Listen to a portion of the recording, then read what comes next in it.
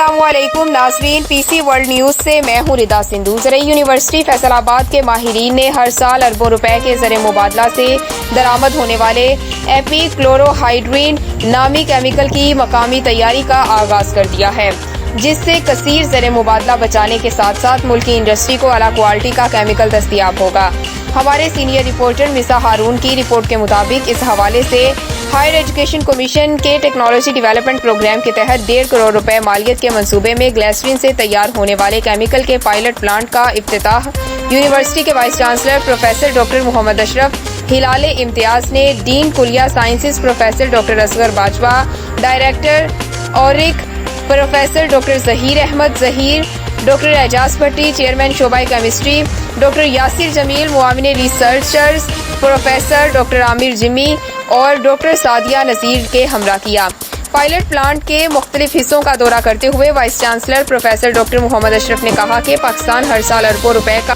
ایپی chloro ہائیڈرین درآمد کرتا ہے اور پلانٹ کے ذریعے اس کی مقامی تیاری کو رواج دینے میں مدد ملے گی۔